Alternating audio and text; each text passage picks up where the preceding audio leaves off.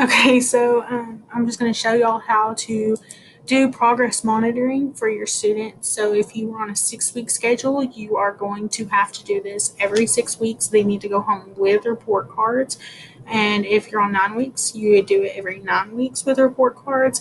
And you will need to send, after you do the report, which I'm going to show you how to go in for each student to do their goal monitoring.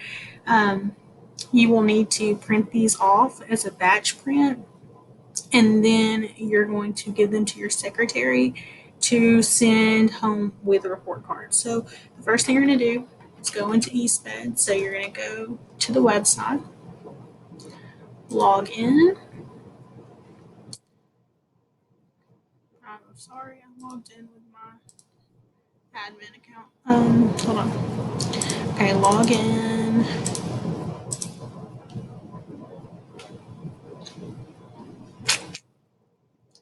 Okay, so you're going to go here to special education and then go to progress reports. So you can just go to your campus here. I only have one kid in. So we have test student. We're going to click them. And then right here, we're updating the progress. So make sure you click the correct one. And then you're on the student information page. Go into the student's goals. So when you get here, this goal is right here.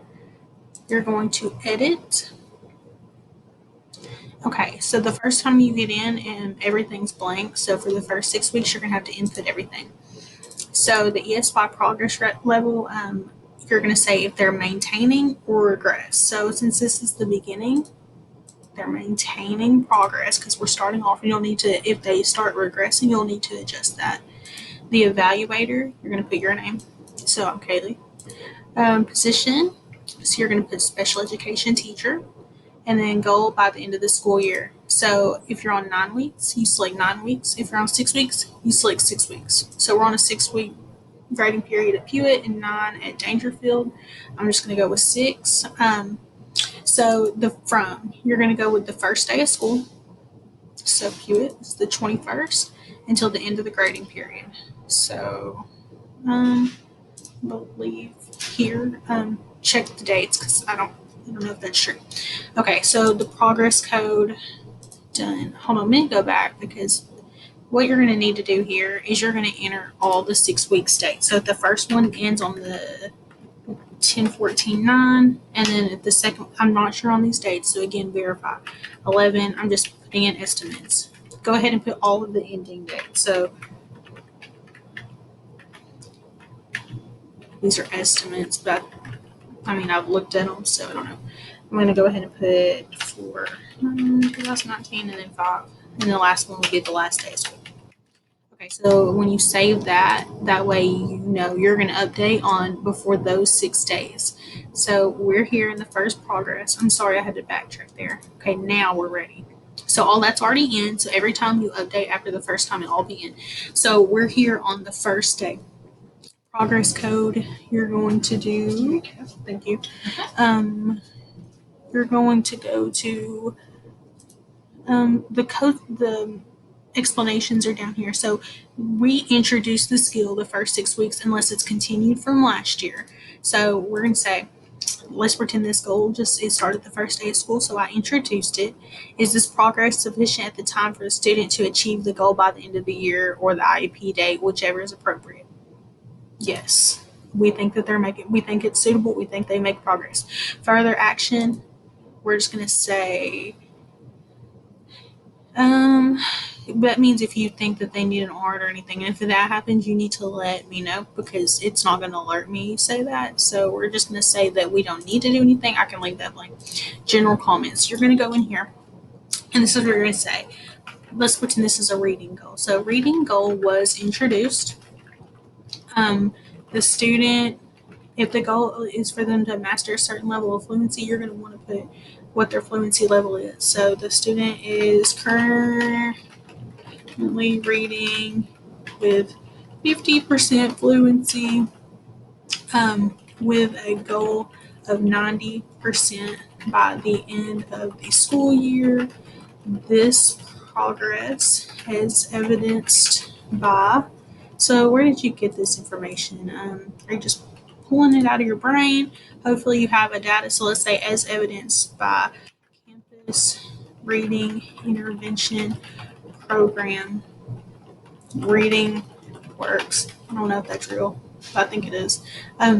Student received 50% on fluency domain.